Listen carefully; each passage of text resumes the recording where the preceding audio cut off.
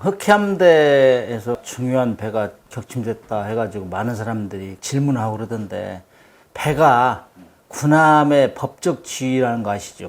군함은 영토라 해요, 영토. 치회 법권. 원양훈련 나가가지고 밖에서 승조원들이 사고가 쳤어요. 배로 도망 못 잡아. 군함이 침몰됐다 그러면 영토가 침몰된 것 같이 이렇게 생각할 수 있는 거예요. 이만큼 배가 중요해요. 영토로 취급한다고, 국가에. 러시아가 가장 자랑하는 배인데 침몰됐어요. 그런데 뭐 신문에 보고 보도된 거는 이거는 미사일 공격을 받아서 그런 게 아니다. 자기들이 화재 나서 그 진압하다가 잘못돼서 그렇다. 근데 공격을 받지 않고 그렇게 침몰됐다. 이거는 치명적이야. 너무나 이건 창피해서 얘기할 수도 없어. 맨날 훈련하는 게 불 끄는 거, 뭐 배 물 들어오면 방수하는 거, 이런 훈련을 뭐 시도 때도 없이 해야 되거든. 그게 군함의 생존력을 하는 거고, 그게 군함의 자존심이고, 군함 함장은 그거보다는 있어야 할 의무가 없지. 국가의 최고의 자산인데, 항공모함 밤인데 화재 이상의 어떤 데미지를 받았다. 그래서 폭발하고, 미사일 같은 거 공격받으면은 엔진실이나 그다음에 그 탄약실 이런 데 받으면 치명적이에요. 연쇄 폭발이 일어날 때 금세 침몰된다고. 그렇지 않으면 금세 침몰될 수도 없고, 그 다음에 가라앉는 모습을 보니까 파도도 없어. 근데 파도 때문에 조종이 불량해서 가라앉았다 그러는데 당설인 것 같아요. 저는 분명히 미사일 공격을 받았음이 거의 확실하다. 제 해군 생활 경험을 볼 때 정말 전투력이 가장 막강하다고 한 배가 이제 침몰됐으니 얼마나 자존심이 상했겠어요. 그래서 아마 좀 은밀하게 덮어두지 않나. 대자비가 되는 게 2차 대전 때 일본 해군이 미국하고 싸웠잖아요. 근데 싸우면서 자기들은 침몰돼도 얘기를 안 해. 다 나가서 이겼다 해. 이겼다고. 그러니까 공부를 그렇게 하는 거예요. 선전을. 이것도 크게 비슷한 게 아닌가. 사실대로 얘기해야 보고가 되는데. 그래서 옛날에 또 하나 생각나는 게 2000년도에 여러분들 러시아 핵잠수함이 북극해에서 하나 깔아졌잖아요. 14,000톤짜리 핵잠수함이 깔아졌는데, 그게 이제 훈련하다가 어뢰가 잘못돼가지고 폭발했어요. 어뢰가. 그래가지고 118명이 다 죽었다고. 한 23명 정도는 배가 처음에 기울었어요. 이렇게. 그때 살아있었는데, 8시간 정도 살아있었는데, 뭐 보고를 안 했어. 괜찮다.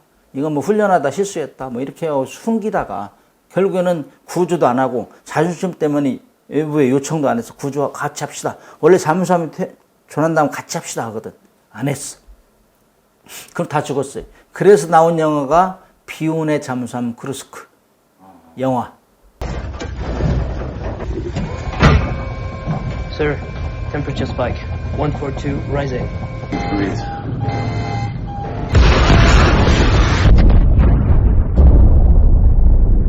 그래서 그게 생각나는 거예요. 아무튼 모스크바함은 현존하는 러시아 수상 전투함 중에 두 번째 큰 배고, 가장 자기들 나름대로 우수한 무기 체계를 장착했다는 배가 이렇게 침몰이 했다는 것은 상당히 문제가 있는 거죠. 미국은 세계 최대 가장 많은 최고로 큰 항공모함 11척 가지고 있어요.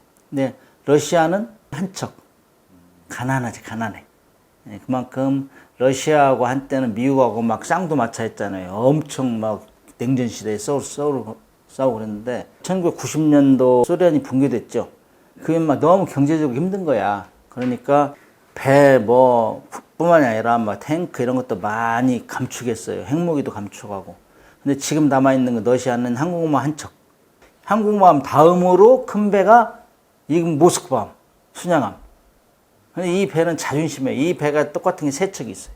러시아가 미국하고 싸워서는 도저히 안 되겠다. 항공모함 숫자로 봐도 안 되고 능력으로 봐도 안 되겠다. 그래서 항공모함을 잡기 위해서, 이건 가장 나름대로 최고의 무장을 한 배예요. 모스크바. 여기에는 그야말로 멀리서 날아온 150km에서 날아오는 미사일은 먼저 격추하고, 그 다음에 한 15km, 그 다음에 한 4km 이렇게 3중 방어를 할 수 있는 시스템이 있어요. 그렇게 갖췄는데도 불구하고 작동이 안 된 거지. 그러니까 전황을 설명하는 거 보니까는 배 우측에다가 무인기 아시죠? 무인기. 요즘에 무인기가 대세라고 그래요. 무인기가 그 터키에서 만든 거예요. 터키 제일 자랑하는 무인기라고. 그 터키 무인기로 교란을 시켰대. 그래서 거기 쳐다보면서 또 왼쪽에 날아오는 미사일을 막지 못했다. 이렇게 설명을 해요. 근데 사실상 그건 이 전투 체계가 그렇게 되면 그건 전투 체계가 아니고 사람 눈으로 보고 한다는 거지. 전투체가 제대로 작동되지 않았다. 저는 그렇게 보고 있어요. 그래서 아무튼 이 미사일 두 발에 의해서 이 거대한 함정이 격침됐다는 거는 정말로 해전에서는 기본이 안 됐다. 왜냐면은 저 이제 해군 생활할 때는 예를 들어가 서해에 가면은 NLL 근해 있잖아요. 그럼 북한의 해안 미사일이 있어요. 해안포도 있고 그 거리를 다 이 서클로 계산해요. 계산하고 이 정도 가면은 미사일이 안 맞겠다. 그 범위에서 작전하고 그 안에 들어가려면은 다 훈련해요. 미사일이 날아오면 어떤 뭐 체프탄이라고 있어요. 막 그 금속가루를 터쳐가지고 그쪽으로 가게 한다고 그 미사일을. 그걸 기만장치 그래 기만장치. 그래서 일단 적의 미사일 사정권에 안 들어가야 되고 그 다음에 야처하면 기만장치를 터뜨려서 미사일을 그쪽으로 유도하고 그 다음에 미사일이 맞았다. 그러면은 어쩔 수 없다. 그건 최소한의 그 피해를 줄이기 위해서 훈련을 엄청나게 불을 끄고 물을 붓고 막 이런 엄청난 훈련에 이런 대비태세를 잘 하고 작전해야 되는데 이렇게 중요한 해역에 들어가면서 그걸 안 했다는 건 저는 해군으로서는 좀 이해가 하기 어려워요. 사실상 러시아가 이렇게 좀 경제도 떨어지고 국력도 약해졌지만 훈련 수준까지 이렇게 됐나 하는 생각을 해요. 그래서 이런 것들은 우리 해군 같은 데서는 교훈으로 잘 받아들여 가지고 연구를 해야 되지 않나 그런 생각을 합니다. 모스크바함이 격침되면서 나올 수 있는 얘기가 뭐냐면은 넵튠 쇼크라고 넵튠 쇼크. 네. 미사일 두 발에 거대 순양함이 격침됐다. 이 얘기 나올 거란 말이죠.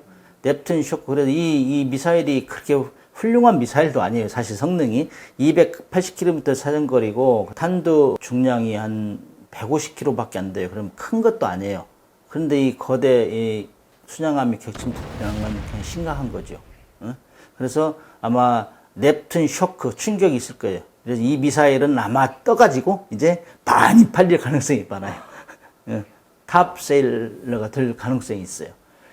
그래서 이제 보면은 넵튠 쇼크란 말은 우리가 1967년도 중동전 때 이스라엘 구축함이 스틱스 미사일에 격침된 적이 있어요. 그래서 스틱스 쇼크 또는 에일라트, 이스라엘 구축함 이름이 에일라트거든. 에일라트 쇼크라고 있어요.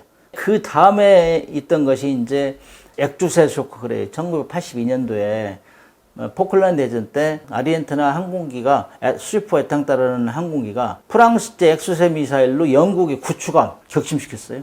그래서 그때 또 액조세 쇼크가 나왔다. 지금까지 뭐 넵튠 쇼크라고 한 말 없는 것 같은데 제가 볼 때는 넵튠 쇼크라는 말이 나오는 이 계기가 모스크바함이 격침돼서 나올 것이다. 저는 그렇게 보고 있어요.